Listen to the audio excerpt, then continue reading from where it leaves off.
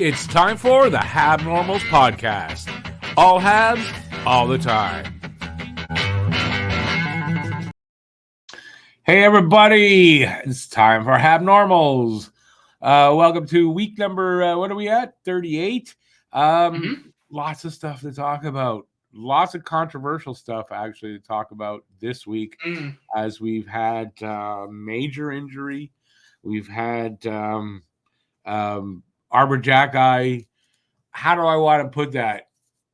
Other fans, even some fans of the Habs, like vilifying him for basically standing up for his teammates. We're going to talk about that. We have a power play that's 0 for preseason.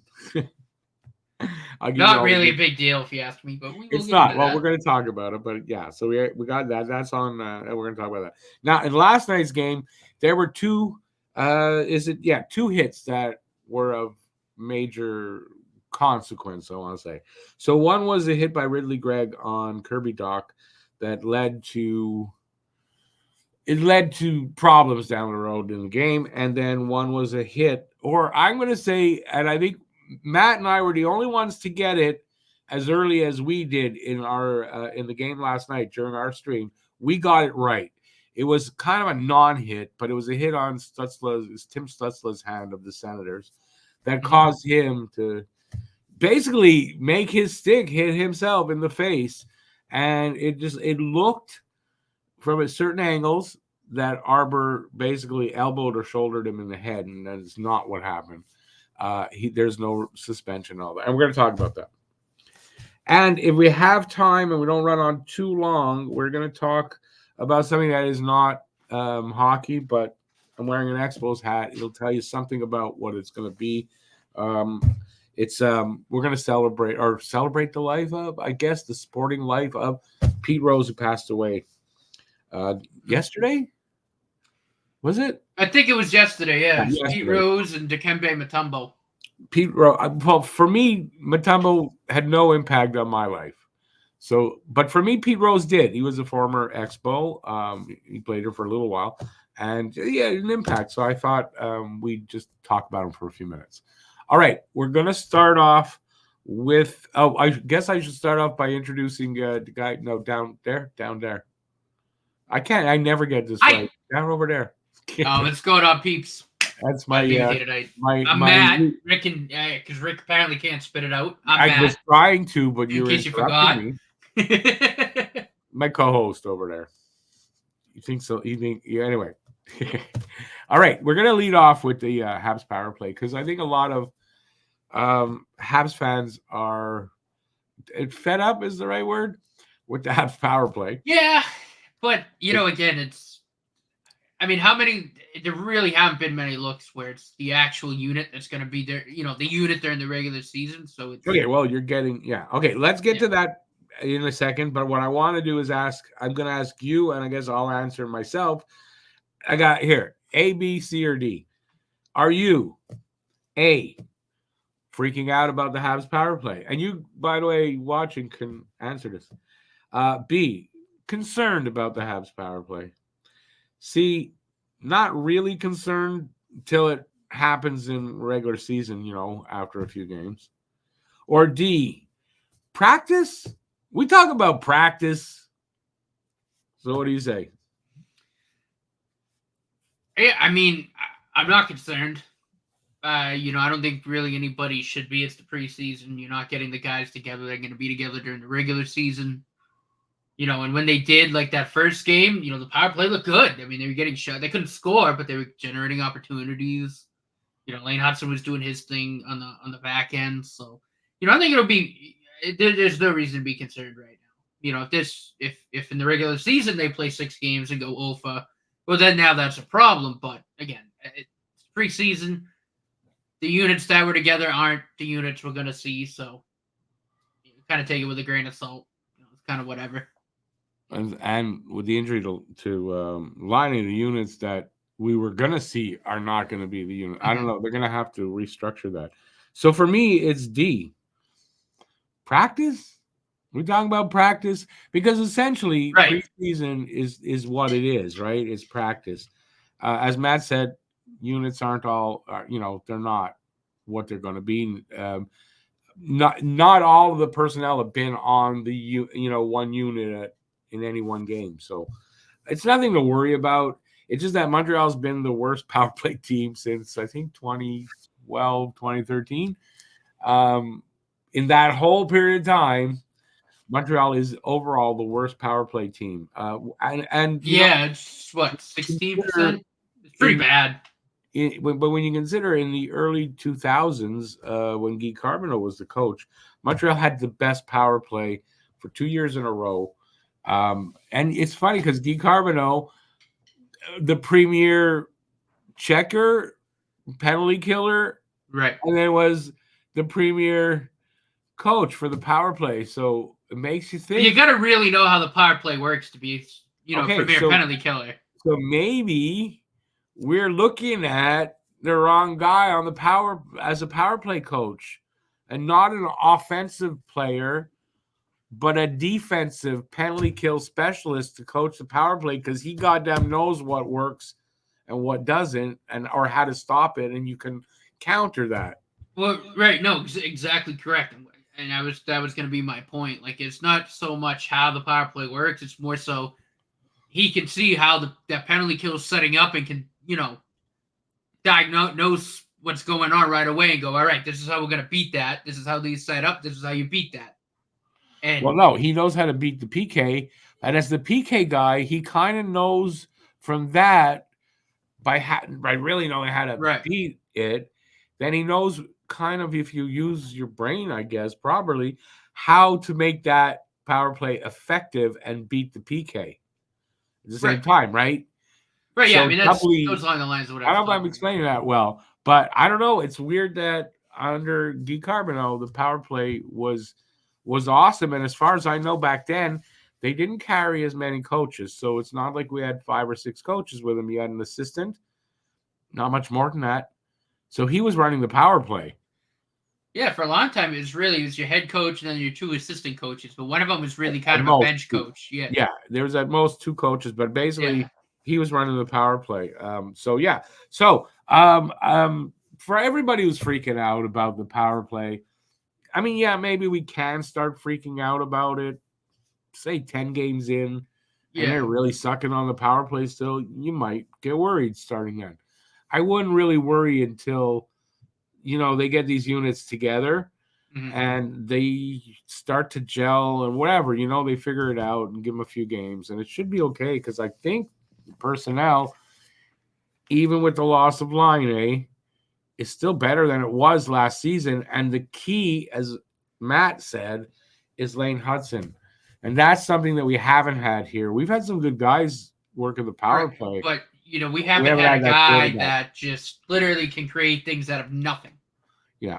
And you want to know something else I noticed when Lane Hutson, was running the power play the couple of games, I didn't see a drop pass.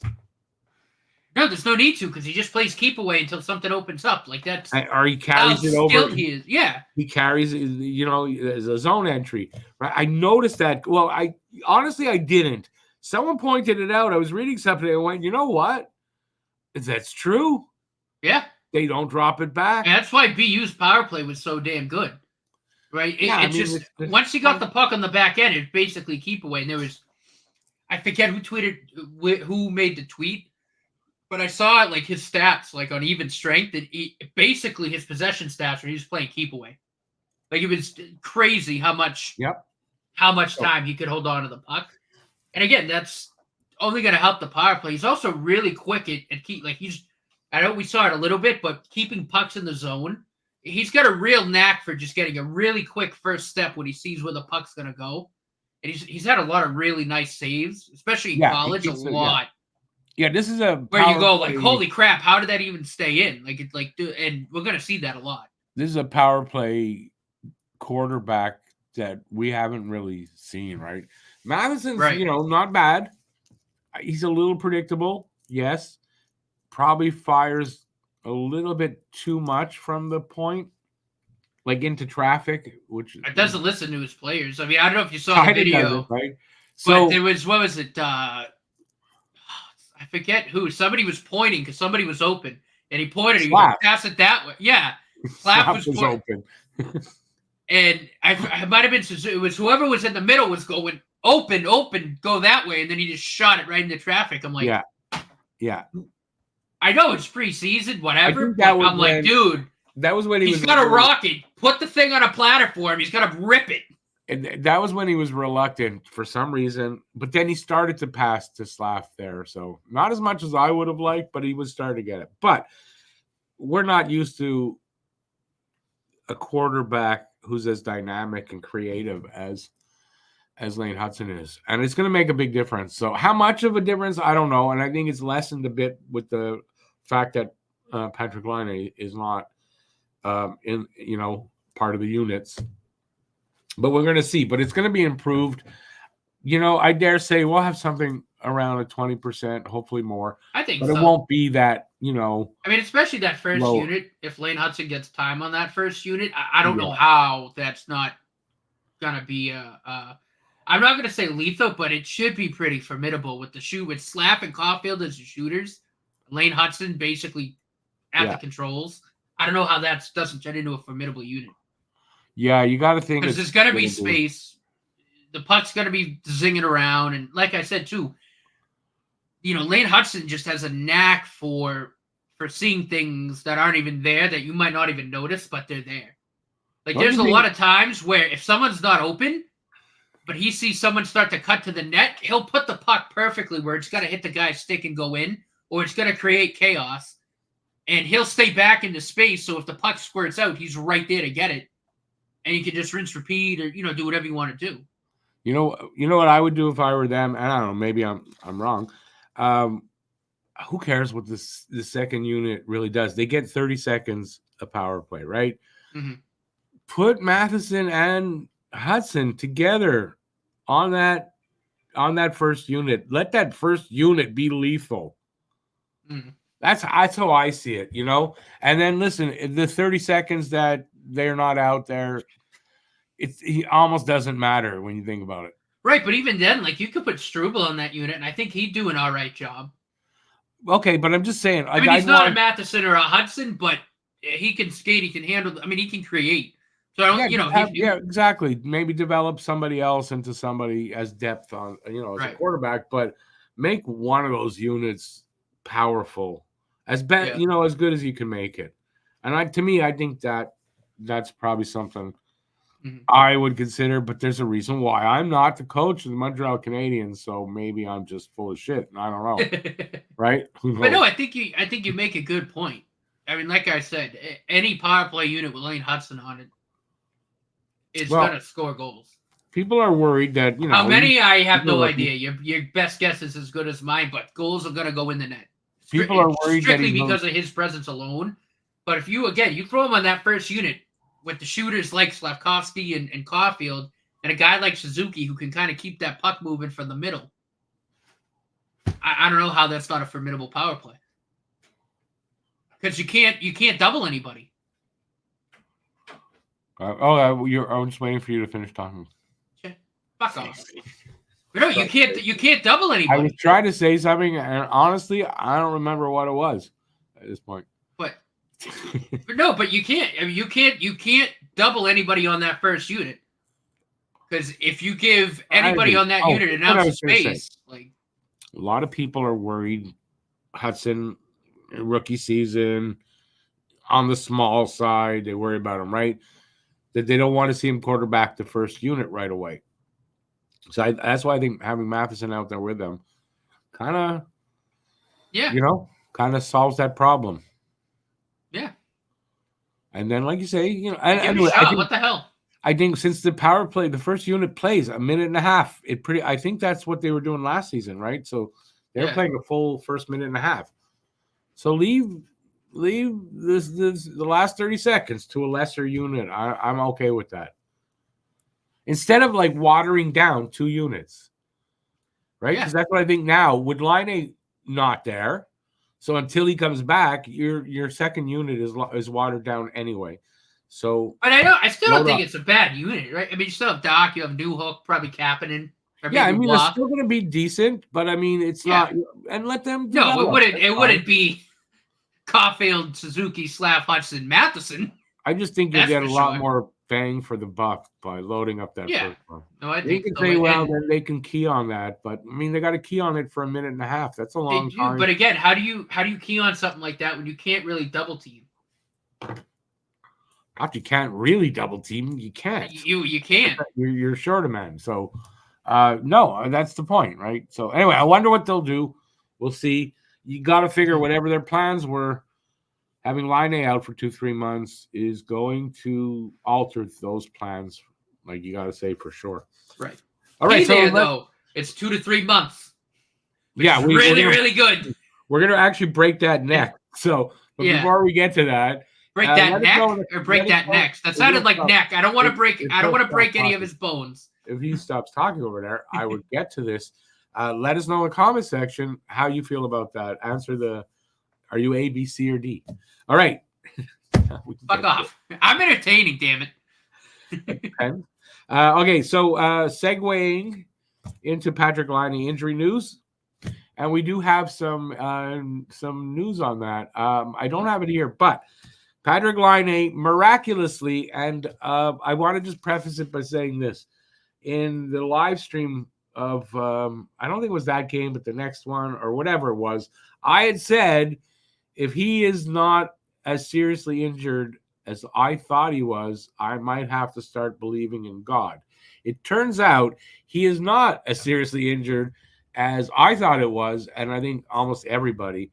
And I'm going to tell you now, I'm still not going to start believing in God. So say what you want about that. So Patrik Laine going to miss only 2 to 3 months with a, I reported it in the short as a mildly sprained MCL. I was wrong. It's his fault that I was wrong over there because that's what he told me. And then I went and made a video because I wasn't home to find out exactly.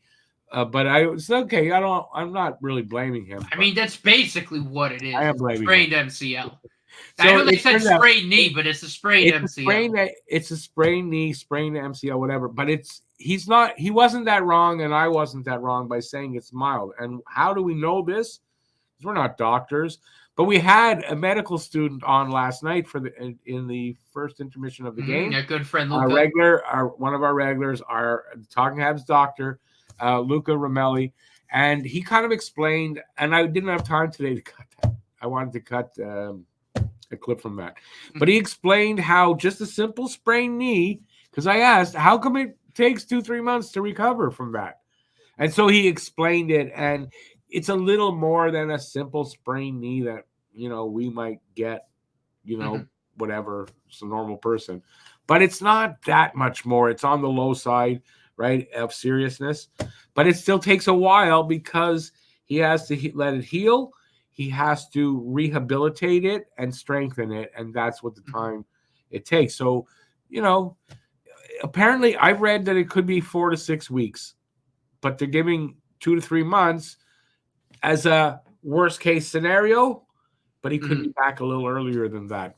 So yeah, it all depends on when they let him weight bear on it. And Luca talked about that, which was a really good point. And everybody's different. He's been non-weight bearing since that happened, maybe for the next few days, maybe even a week. But right after that, you'll start kind of PT a little bit because you got to get that leg stronger again because you haven't moved it, in a while.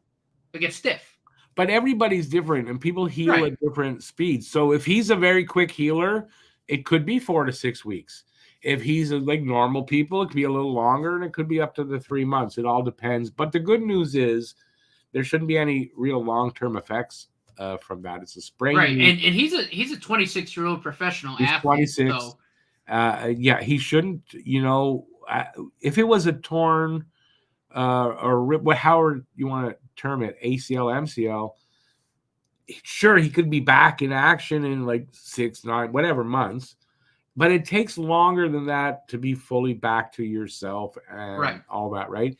With this, I don't think that's going to be an issue, right? He'll be healed from it and he'll be fine. It won't be lingering effects from a sprained knee. It shouldn't be, which is really good news there, Right. No, I mean, you're absolutely correct. And again, with the way that, this new medical staff has treated injuries in general, they aren't going to let him back until he until he's like 100% ready to be, to be playing hockey again. Especially not. We saw it last year with Gooley when he hurt his wrist, right?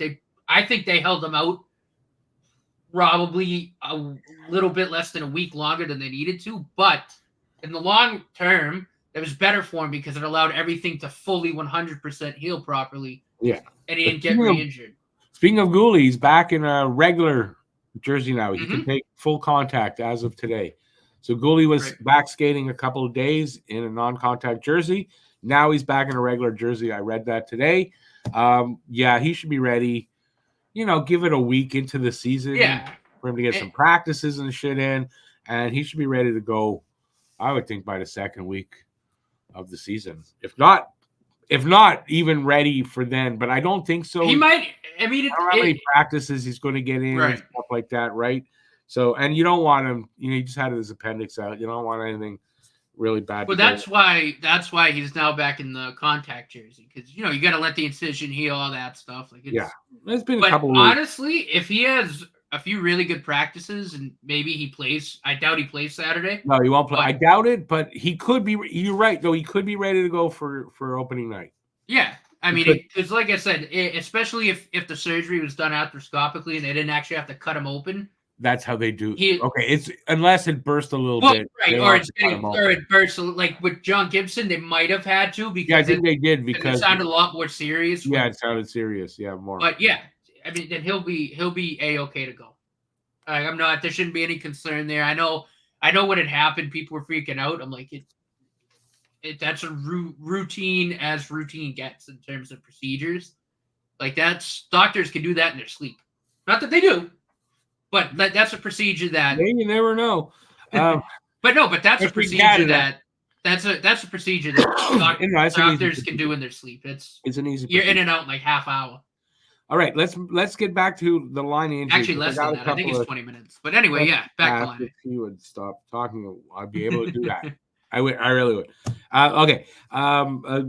Just because we haven't had a chance here on the podcast to talk about the line injury, right? On this podcast, anyway. So just wasn't a dirty hit. What do you think? Yeah, and I mean, Paré basically admitted that he had nothing else to do but stick his knee out. But in a preseason game like that, he didn't admit it in English, only in French. But still, right? I mean, he basically said, "Yeah, I was beat. I didn't have anything else to do." But he didn't come out really like flat. No, basically he did say he basically said his job is on the line. Yeah. He had to show something to prove himself. Here comes Laine, and like you say, he's gonna get beat, and he had to stop him. That's basically what he said. I had to do something to stop him. Yeah. Yeah. I'm paraphrasing too, but but in English, he said, "Oh, it's a total accident. He didn't mean to do it. Didn't mean to hurt him. He didn't mean to blah blah blah blah blah." In French, it was something else. Like these guys don't think we can watch both and understand him in both. I don't know. I guess some of us actually do understand French. All right. So was it a dirty hit? Absolutely. It was a dirty hit. You can see the stills from the play where he drives his knee into Laine's knee. There's no doubt about it in my mind. No doubt about it. Now, here's a question. Here's a question I don't kind of understand, and I don't know what the answer is. Only the refs and the 4 officials can answer.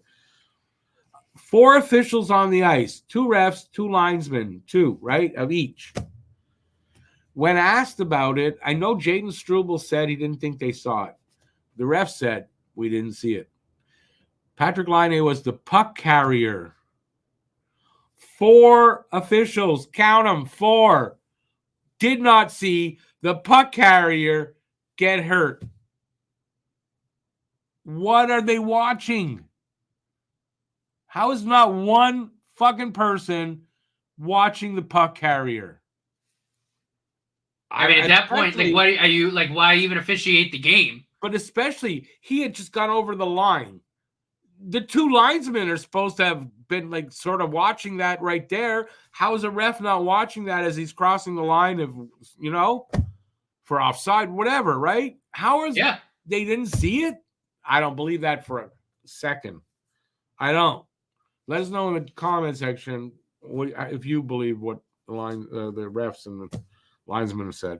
I don't put it so much on the linesmen. It's not so much their job. But the referees, there's two of them for a reason. One of them should have their eyes on the puck carrier. Apparently not. Yeah. That's just bad. Right? It doesn't. I don't care that it's the preseason. If you're officiating any sport and your eyes aren't on where the puck or the ball is, where the play is happening, that's a problem. It is a problem. That's why they have 4 referees in basketball. There's one ref under the bucket, there's one ref by the arc, and then there's 2 refs on either side that watch the ball. Well, maybe they got these refs from the ADHD hockey league, and they were like, okay, oh, look, there's a light up there. Oh, what happened? I didn't see it. I don't know. Rick and I both have ADD, so we can make that joke. Yeah. But seriously, though, right? Yeah. No, it's crazy. I don't know how you're not watching the play. I don't. It makes no sense. You're right. Even though the linesmen are probably really more focused down on the line, how are you not still following the puck a little bit after that and not... Right, but it's still not really their job 100%. So, but the 2 refs, why one of them didn't have their eyes on that? I don't know. Incompetence. Or they're lying flat out. Next, Xhekaj gets ejected for beating the tar out of Pare.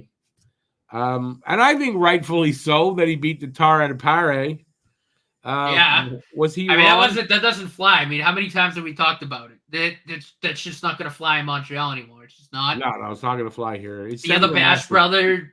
It's a message that no, it is. He's sending a message. We're not, like the title of this, we're not going to take it anymore. So was he wrong? You guys think he was wrong to do it the way he did it? So what I say by that is, the guy didn't want to fight Arber. And I don't blame the guy for not wanting to fight Arber. Let's be perfectly... You just did what you did, and you don't want to stand up to the bell, as they say. Well, answer the bell, piece of shit coward, right? So, was Arber wrong? No, I don't think so. No. And he offered the fight. He said, "Listen, dude, we got to go." And then the guy just went, "Ah." He went, "All right, I don't give a fuck." He just said, no, that's not going to fly. That's not going to fly. We're going. Not. And he said, do you don't want to fight me? I'm just going to pound the goddamn shit out of you. And that's what happened. Yeah, no, I mean, it is. And look, again, you're right. I don't know why he didn't answer the bell. Look, to be perfectly honest, I mean, I wouldn't fight Arber Xhekaj because, his hand is can crush my head, just doing that. But, you got to answer the bell when something like that happens. It's code, right? Well, they better start thinking that if we're going to come in and do that shit, we might have to fight Arber Xhekaj. Or just don't do it. And, in a couple of years, you don't want to fight Arber? That's fine. Florian's right there, too. He's also a Xhekaj. You can fight him. Yep. And anybody else we got up here that's going to be tough. And apparently Montreal... Jaden Struble. Did you see that? And we'll get to the Greg hit. Did you see Struble leveled him after that? Creamed him. Greg, yeah, he creamed him. Yes. Oh, they were two guys, two Senators breaking in. There was the 2 defenders. And Struble just laid him out. Did you see though what Greg said after, right? He said, first of all, he admits it hit the Kirby Dach. It got away from him, and he was wrong, right? And he said, after that, I knew I had to keep my head up. Yeah. So he knew he was going to get it. And he knew. He admit, everyone... And look, you know what? People say, Ridley Gregg said he was wrong. Mm-hmm. Earned some of my respect for saying that, too. I don't like that he did that, but for him to own it like that and saying, hey, listen, I know what I did. It got away from me, and these guys don't fuck around. He knew. Well, not anymore. Now the rest of the teams need to know, and that's what Arber's doing. And Kirby Dach grabbed him like this, and I saw that Kirby Dach was 3 feet taller than him, and I went, "Oh God!" Here's Kirby Dach. on that. On the Kirby Dach on the Sens really Greg last night. He kind of hits me pretty clean in the jaw, and his shoulder hit him in the jaw. I don't think it was a hockey play, but shit happens. The second time, same thing. He got both hands up and hit me in the face. I just kind of snapped and had enough. And I saw Kirby on, I think, Spittin' Chicklets, and he said he's not a guy that fights in general. He says, but if you push me too far. He says, yeah, we're going to have to throw. We're just going to have to. I saw that, yeah. And that's what happened. He had enough of the guy. The guy almost took him out earlier, and he had enough a second time. And that's the difference. That was that play when Habs. But yeah, Greg kind of went up, and then he held the stick, and then he went like that. He just had enough. Then they went. He did chop him. He chopped his leg. I don't think he touched him because Greg dove, and then he said, all right, we're done. Time to settle it like men. Yeah, no, that's it. At some point, and we've seen it before. Docs have fights. No, look, I don't know about you, but I want to piss off a 6'5", 225 pounds Jelly. That's the guy. If I'm only, I don't know who it was. Like 5'9", because when he grabbed Ridley Gregg to fight him, I went, "Oh my god, he's going to squash him." Yeah, okay. Because of the height difference, I was like, "Oh god." But that explains what was wrong with that fight. Right. And what I mean by that is either Kirby Dach looked, he was exhausted, or he was throwing slow motion punches on purpose because the guy was so much shorter than him. But he'd had enough, and he had to teach the guy a lesson. But you got to respect, even Dach, he kept his cool and watch it again, and you'll see what I'm talking about. It looked like he was throwing them in, like, I don't know, underwater or something, right? But near the end, like the first few shots, he threw a couple of bombs. But then he threw a couple of haymakers, and then he pulled back because I think he said, "All right, 2 shots." After the first 2 shots, I think he learned his lesson. Not at full. He wasn't throwing them at full power. He was throwing them at half power because he could have killed the guy. But he had to teach the guy a lesson and say, "Listen, you got to pay the price somewhat. But I'm a decent person, and I'm not going to try to kill you. But you gotta face the music." Yeah, and I mean, it was also preseason. If that was in the regular season, might have killed him. I don't know. No. In the playoffs, he would have killed him. No, and you don't want him. But listen, no, I know. You don't want Kirby Dach to do that. The guy is 3 inches shorter than him at least. Or 5. Looked 3. Like right? It looked like 5 inches. He grabbed them both hands like this by his jersey. And I was like, oh my god, Kirby Dach's got like 3 feet on the guy. He's gonna kill him. It seemed like he's gonna smush him. So you don't want to see somebody do that to Caulfield or Gallagher. You don't want to see that mismatch like that. So respect. And you know who else doesn't do that? Arber Xhekaj. That's right. Okay, so before we get to Arber Xhekaj and that one, clean or dirty hit, Greg on Dach. Was it clean or dirty hit or borderline dirty? Yeah, I mean, honestly, kind of borderline. Like we said, I mean, the hit was to the chest. It did get away from him. We caught him in the jaw. Yeah. But, I don't think, I don't think he was intending to hit him in the head at all. He just kind of rode up like that. And like I said, he admitted it afterwards. He said, "No, I was wrong. Got away from him." So I knew Yeah. And again, I gained some respect for him. I said, you know what? That's class. He admitted it. He was wrong. No, and we talked about it when it happened, right, in the stream last night. And I know I saw on the replay, and I said, I don't think that was a bad hit. Yes, the shoulder caught, but I mean, it took a couple replays for me too, and I went, okay, that's actually not. The call for 2 minutes interference was fair. It was fair enough. It's not to say that you couldn't go further in the call, but I thought 2 minutes for interference was fair enough, right? Mm-hmm. Okay, so then we go to the next hit. Now we're going to move to Xhekaj's hit on Tim Stützle. I don't think there was anything that necessarily caused. He didn't go after Stützle. He didn't go after him because it just literally looked like he was doing a flyby, and Stützle like, "Oh, let me get out of the way," and it was. And he hit him in the hands. And it's not how I saw it. You know what? I think it's one of those coincidence things, right? Right. So that guy's kind of going to be skating by him at the same time as Xhekaj's coming close.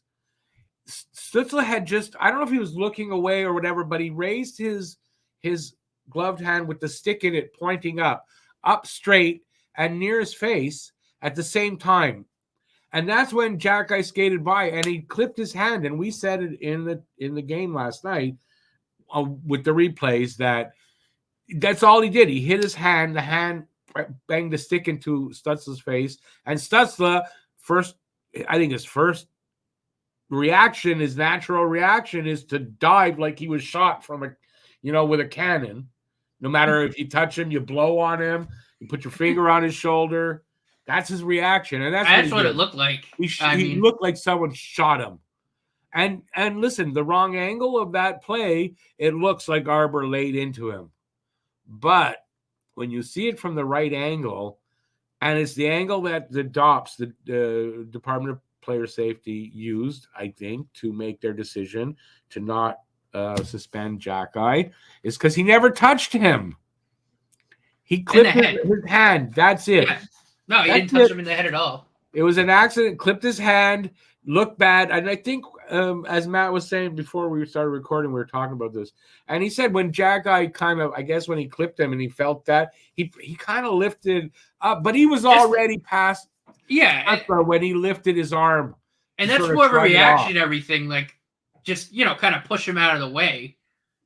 But again, from the wrong angle, it looked like the shoulder, he went up, but that's just not what happened. From the side angle, it looked like a horrible, dirty hit. Yeah. But then you see it from the front, and he never touched him. And Stützle went, ah! Like, really? Really? Okay. But, let's be real, too. If Arber really did hit him, I don't think Stützle would have got back up. Not for a while. He'd been in the third row. Seriously, if that was or he'd have been through to China. So anyway, but here's the problem for me with that. His head probably would have done a 360. but here's the problem for me with that. People are vilifying Arber Xhekaj last night after the hit. Mm-hmm. And I guess I can understand it a little more then when you didn't have all the angles. Although for Matt and I, we had the same views as everybody else, and we saw it. Mm-hmm. So I don't know how, but I think everybody went right away. Oh, it's Xhekaj. He did this. He didn't. In the morning, same thing. And then people, even after the NHL came out and said, no suspension, he did not hit him in the head with any part of his body. He only hit his hand. They said that. People are still saying stuff about Xhekaj and how horrible he is. Why? Why? Because he's a Montreal Canadian and people hate the Montreal Canadiens. Probably because he beat up a Leaf. I just said what it is. No, I'm just telling you right now. I just said what it is, and be prepared for a lot more of it as Montreal is going to become a little tougher, and we're going to see a little more of this. The league hates Montreal I think in general for anything. I say that as a Habs fan, especially when they're on the upswing. And I've had enough people tell me how much they hate our team and blah blah blah blah blah over the years. They love to hate on the Habs. That's just simple how it is. You know what I think a lot of it is too? I mean, how many years could teams push us around, and now these fans are going, shit, we can't even do that anymore. Yeah. You know what I mean? I think it's a lot of I don't know. They can't be pushed around anymore. We don't like that. I just see, just take last year, Jacob Trouba from the New York Rangers. Some of the things he did was it Beecher that he hit in the head with a stick? But he did things that I just thought were absolutely ridiculous. Now, he took heat for it, but God damn it, he didn't take the heat Arber Xhekaj took last night for almost any of that. So why Xhekaj take so much heat when Trouba is a headhunter? And you can argue that if you want, but then you're arguing from a position of weakness, in my opinion. He also thinks he's a torpedo. A headhunter. He also thinks he's a torpedo. He also thinks he's Superman. I think it was more like he looked like Superman flying through the air. Didn't it? I mean, that's what I saw. If he had a cape on his back, it'd be perfect. But how much was made of that, though? Some people did, but man, not to what I saw today on Twitter about and on Facebook about how horrible this hit was.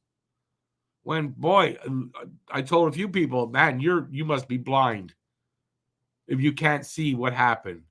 I said, go get the right angle and see it from the right angle, not from an angle that doesn't show it properly.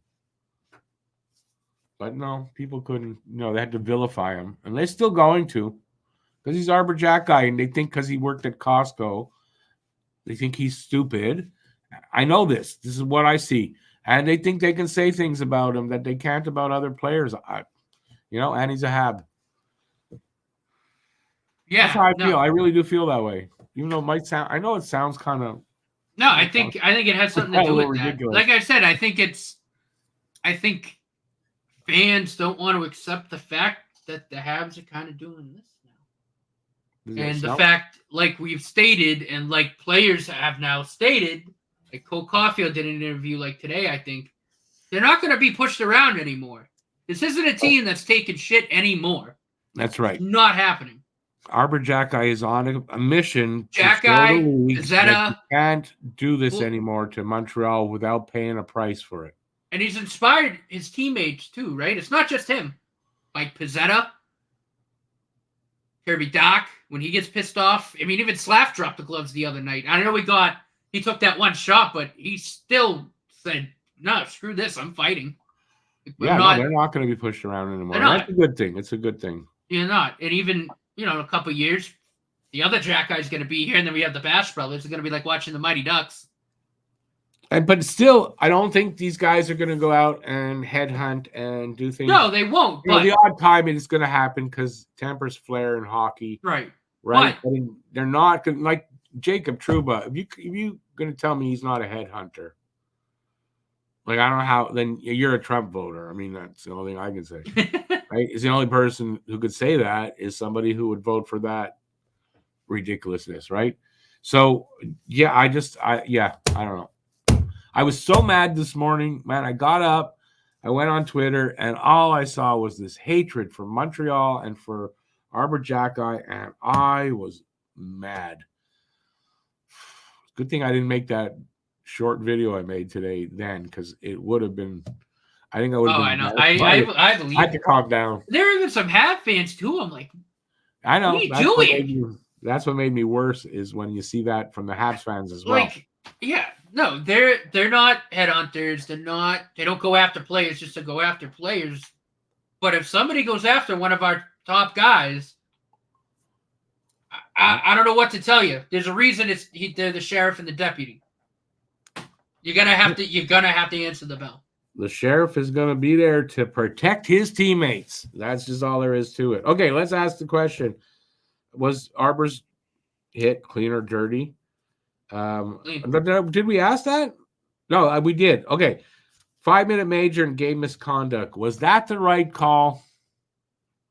You saw me react, too. If you want to go back and anyone listening, if you want to go back and watch the stream, when I saw it, I went, what? Yeah. You know what? I was like, we were not expecting that. We were not expecting that. And I was saying it when they were reviewing it. I said he hit his hands. I just saw it. He didn't hit him in the head at all. And when they called the major, I'm going, you just reviewed it. You didn't have that angle. You couldn't see that he hit him in the hands. He didn't hit him in the head. And honestly, if they thought he hit him in the head, is that the right call? What is it?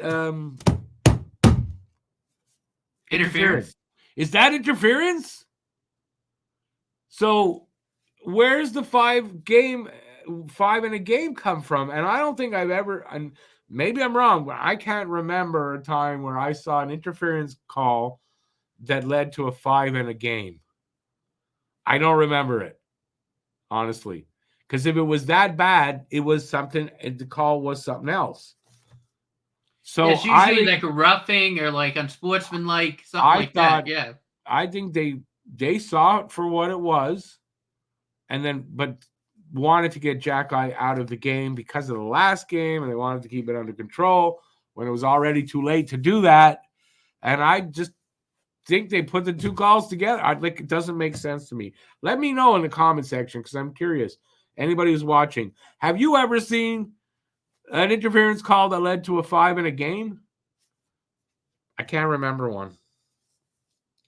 Well, no, because the 5 in a game, they'll change it to like unsportsmanlike conduct or something like that. They'll do like 2 for interference and then 5-minute major in a game for at least. Right? Yeah. Or a hit to the head. Isn't that a call? I'm pretty sure it is. Yeah. A hit to the head. Why wasn't it called that? It's also not the first time that I've kind of, well, granted, again, I don't think Arber was going after Stützle, but last year there was a game against the Jets where he got hit from behind, got up, and started wailing on the dude, defending himself, and they threw him in the box, and they didn't throw the Jet in the box. I'm going, yeah. Well, what? He just got hit from behind. You don't expect him to get up and go, hey, guy, what the fuck? And say, hey, just hang on a second. Who hit me? Who did it? Did you want to? Who hit me?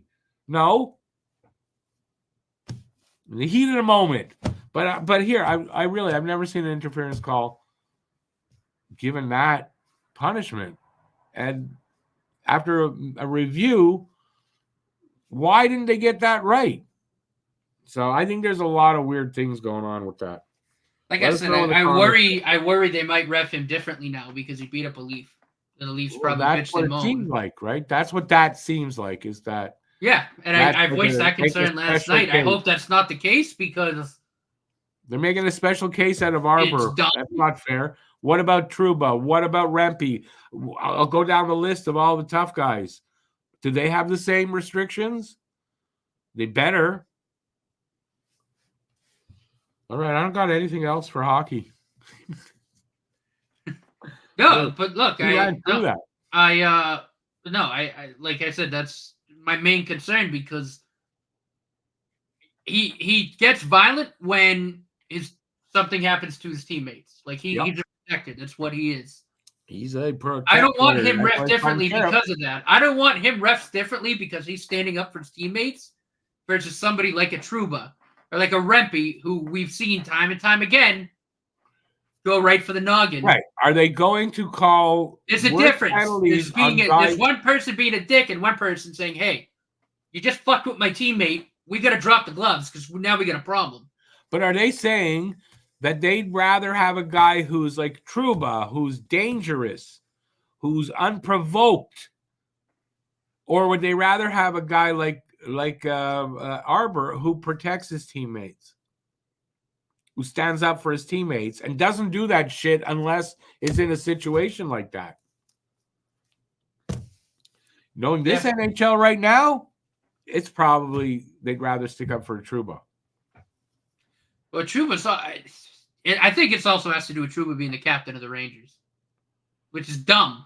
What? Because he's captain? That's what I'm saying. I'm like, I don't care if you're a captain. If you're headhunting, you should be punished as so. Right. Exactly. But I mean, it wouldn't put it past these guys. Oh, I do have something here that I want before we get away from this. This is from Coach Marty St. Louis because he was, I guess he was asked about how he felt about what Xhekaj did. So he said, I felt for the most part, tonight, I didn't mind it. What Arber did tonight, he calls him Jacko, by the way. So what Jacko did tonight, he was just playing the game. I don't think he was trying to hurt Stützle because they hit Dach. I don't think so. I thought he was trying to play the game there. It happens fast. If you watch it live, to me, it's a hockey play. He's a big guy. If a smaller defenseman does the same thing, it's nothing. I do want us to have team toughness, but we have to be more calculated. But we'll get better at it. So he's kind of saying, I guess, he'd rather he didn't do that.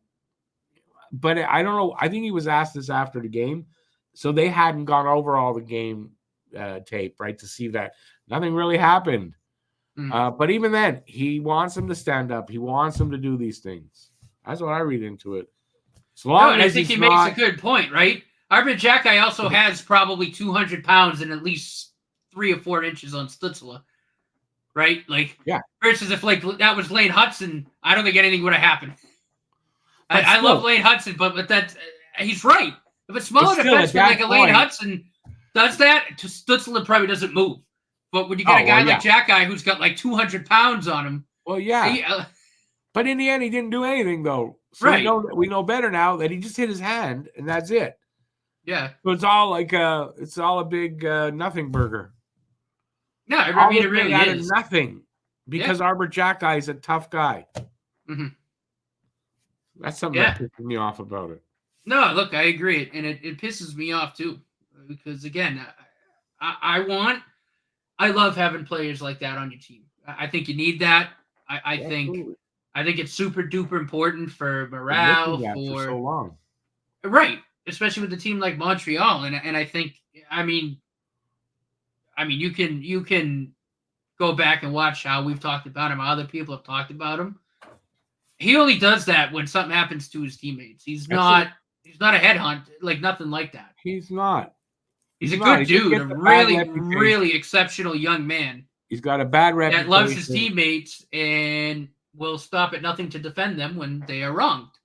I don't see a problem with that. I don't. He's got a bad reputation for no reason. I don't get it. Yeah. All right. Yeah. So we're done with hockey, but you notice I'm wearing an Expos hat. Not There's a reason for necessarily. it. One more Okay? quick little fun fact for those who Sweet. watch college hockey. Friday night, season opens up, and Michigan's at home. Be your first opportunity to watch Michael Hayes at the NCAA level. Oh, So if okay. anyone's interested in watching that, top Habs prospect, I encourage you to do so. I'll be watching the game, at least trying to watch the game when I can. That's for all you Americans. It's not as easy for us here. But still, I mean, I'm looking forward to it. And again, I think Michael Hayes is going to be a great player, and it'll be really, really fun to watch his first game in the NCAA level. All right. So as I was saying, before I was rudely so I'm wearing an Expos hat for a reason. Now I'm not a big baseball fan right now, but when the Expos He's were still in really Montreal, salty that the Expos went to DC. yeah. So when the Expos were here, I was a big Expos fan. Like I was a big Expos fan. We lost Pete Rose yesterday. This Pete Rose, I like this picture. Him walking into the Field of Dreams. Mm-hmm. He was 83 years old. Charlie Hustle, that was his nickname, and that was a super appropriate nickname for him. He was all about that. Every game was important. Every at bat, everything. It was just he loved the baseball.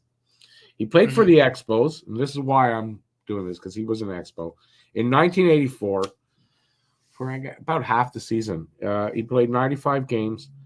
Let's see, in 278 at bats, he hit 259 with 72 hits and 23 RBIs, and he also hit his 4,000th hit as an Expo, April 13th, 1984.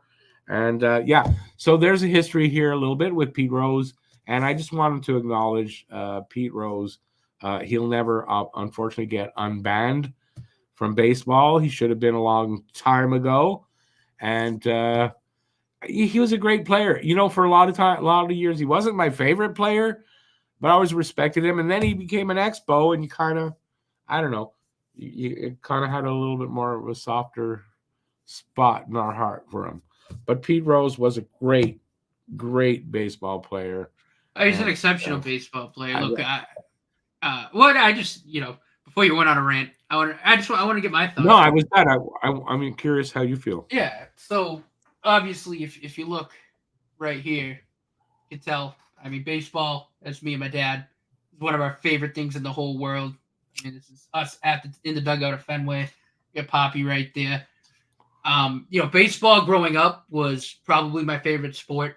And then I kind of started getting into hockey next, and so on and so forth. But I always loved the game of baseball. I love the history of the game of baseball. And to me, Pete Rose was just such an exceptional hitter. I think he ranks right up there with some of the best of all time. Just such an exceptional hitter at the plate. Just a very good contact hitter. It just and fielder too. And like you said, I mean, he always put it all on the line when he played. Oh, yeah. He always played very, very hard and just a really exceptional player. And wasn't he that famous where he ran coming in on home plate where he injured the catcher pretty badly? I don't remember how. Wasn't that Pete Rose that did that? Might have been. I'm pretty sure he just came, like he didn't care if you were blocking the plate, he's going through you. Oh, and, yeah. no, just just his intensity was incredible.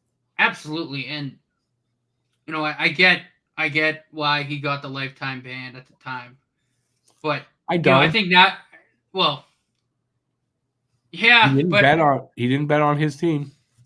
no, and you know what, you do have a good point there, and I think nowadays with gambling everywhere, I think it's hypocritical to that his ban wasn't lifted while he was alive. Lifted. Yeah, at that point, and look, at this point, I think, again, I've always been a proponent of lifting his ban because I just, again, especially nowadays with gambling pretty much everywhere, it doesn't make any sense to have him banned. And he was such an exceptional baseball player. Like, again, to me, one of the most skilled hitters to ever play the game. I mean, really, the way he approached hitting in the box. The most hits he still has, right? 42, yeah. 51.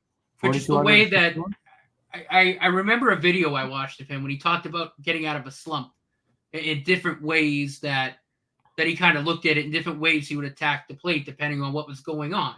If he was having trouble with the fastball, he would step back in the box, choke up in the and just listening to him talk about hitting, it was awesome. It was like I was reading, because I have the book, The Science of Hitting. It was like reading that all over again, just listening to that knowledge and just really how exceptional he was at really breaking hitting down and just his knowledge of how to hit.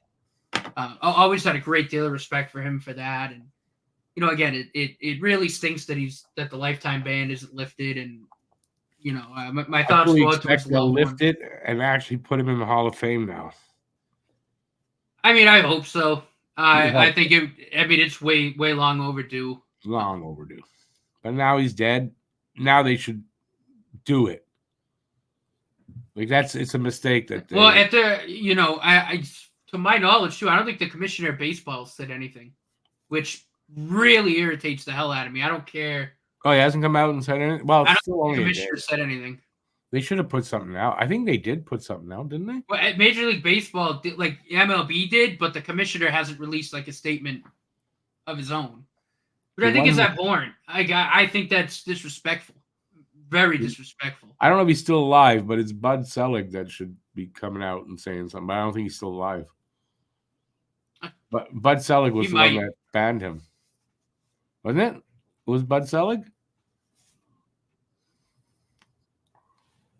I don't think he's still alive. No, he is. He's 90. Oh, he is? Then he should come out and say something. And say what a mistake he made and by not unbanning him at some point. Especially when it was proved that he didn't bet on his own team. I'm not saying it was... I'm not a gambler. I don't believe in it. But to be banned like that when he sort of didn't break the rule. I know gambling was frowned upon then, and now it's so encouraged. It's crazy, the difference and the swing that's taken, but excuse me, but they should have unbanned him years ago. Especially once they got into bed with gambling. All right, I don't know what you're looking up. I know, it's Bud Selig. No, well, don't look up Bud Selig. We're doing the show.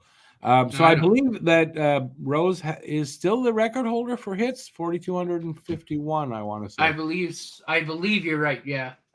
And I don't. Maybe. You know what? Actually, there might be somebody. I thought Ichiro might have got close. It's possible. But it was a record at the time that I don't think anybody thought would get beaten. Anyway. So, So rest in peace, Pete Rose. Listen, a great baseball player. You made it onto our hockey podcast. Ichiro almost got the 3,100 hits, but yeah, I don't think Pete Rose has hit records. I don't think it's never going to get broken. No, it's a record that's never going to get broken. Mm-hmm. It's kind of like there's a record in hockey. No, I guess you know what? You never know. Wayne Gretzky's scoring record, we never thought that would ever get broken. Now the total points, the goal record. The total points is not going to probably, but I didn't think the goals would either. I think Ovi's going to do it. It looks like it's going to happen. It hasn't happened yet, so it hasn't, but it looks like it will happen. So, all right, that's it. I'm going to call it a show right here.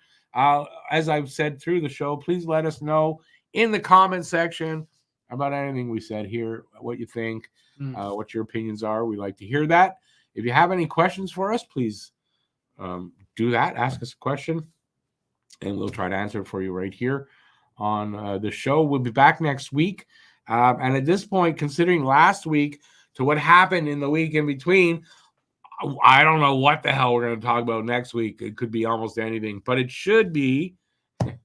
We're going to be filming one day ahead of time. I was gonna, next week yeah, probably because Tuesday because Wednesday's the opener. yeah, the opening game of the season is on Wednesday. We filmed this on Wednesday, so yeah, look for that, and we'll try to do a little preview of what we think is how it's gonna look, the opener, and all that stuff, and probably predictions for season-ending standings and stuff like that.